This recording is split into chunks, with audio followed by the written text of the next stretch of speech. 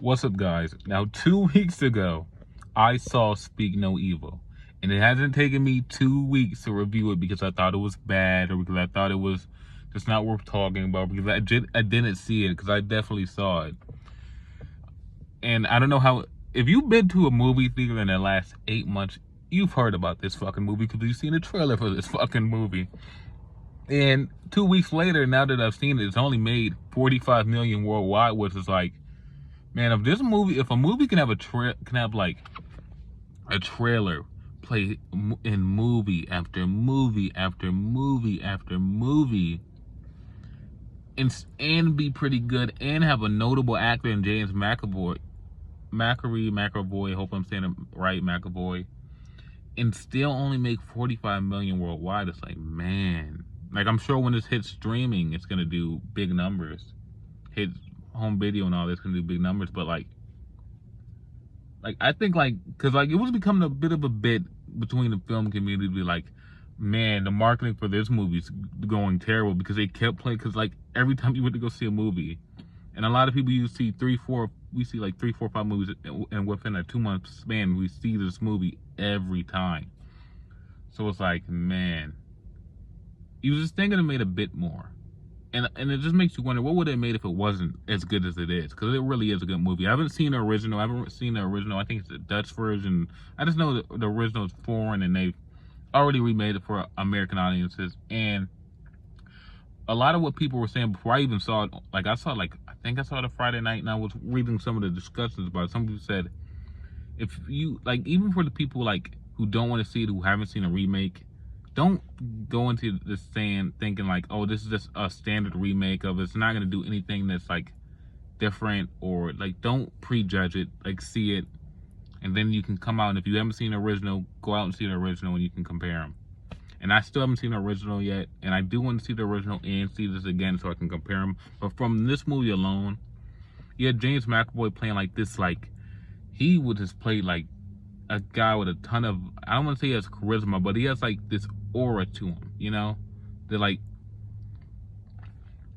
I want to say, honestly, most of the time you could tell something was up with this guy, but the other characters around him just were other than Louise, the wife of Ben, she clocked it pretty quick to how much weird shit was going on. And I can't say that the character Ben ever really stood up to Patty in a direct way to tell him, hey, cut out your shit, cunt. He never really stood up to him and told him to cut out his shit.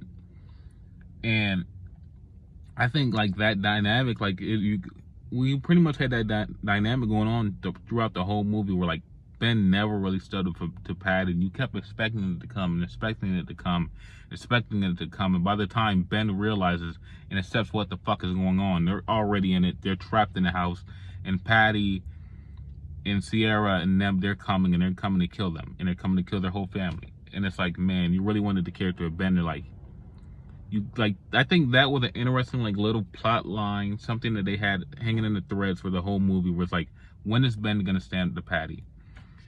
And I feel the Patty is he's the one that makes James McAvoy in this movie, he's the one, even when he's not on screen, the movie's good, but when he's on screen, you can tell shit's happening, shit's moving, shit's cooking. You know what I mean? Everyone else, this is not a lot of characters in this movie. They start off at some villa in Italy.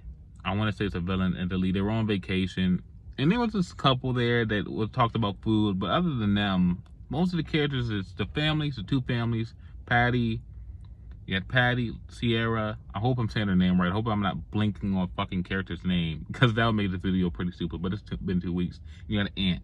Now, Ant, he can't speak, and they make up this whole little, he has this condition, blah, blah, blah. But if you've seen the trailer, and I'm sure you've seen the trailer if you've seen this movie, you can tell that he, opens his mouth, and you can see that his fucking tongue has been, and he does that. And you can tell his tongue's been cut off. So, you know that something's happened to his tongue. But they really played up he's their son, and he has a condition, and he's just, but he's a smart kid. He throughout the whole movie, he keeps trying to tell them, hey, something's going on, hey, something's going on, hey, something's going on. And he tries to tell them throughout the whole movie that something's going on. and like he had more balls against Patty than Ben did, if you want to call it out there. But yeah, the way this, like, I'm just like really fascinated how it all came together, because like thrillers like this, man, like there will be so many moments where you want the family, you want Ben and Louise and Agnes to get out of there, but like, just leave, let's go. And like, when I saw Ben go back for Ant when Patty threw Ant in the water, and then like later after that scene, Patty says, if you really loved your family, you would have let the kid drown. It's like, I'm not saying the kid should have drowned, and I'm not saying Ben did the wrong thing letting the kid drown, but Ben had an opportunity there to save his family, for sure. And we don't know what would happen after they got out of there, but he had an opportunity for sure to save his family, in my opinion. But overall, like I said, I really enjoyed this movie. It didn't get boring at many, like, I don't think it got boring at any points.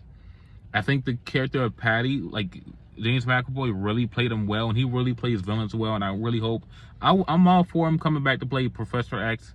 Like, if that's what they want to do, if they want to bring him back to play Professor X, because I don't know who the fuck else they're going to cast Professor X, let's be honest.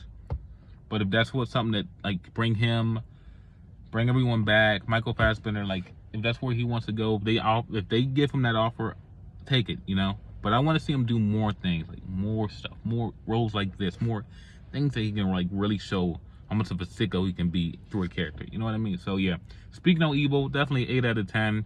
Not many flaws with it. It's not the greatest movie ever, but it's a really damn good movie. Probably the best thriller of the year, but we'll probably have to go back on the list and check that out. But yeah, Speak No Evil, 8 out of 10. I recommend it. Watch it. Don't think it's just because it's a remake. There's nothing there to be gained by seeing this movie. So yeah, 8 out of 10. Peace.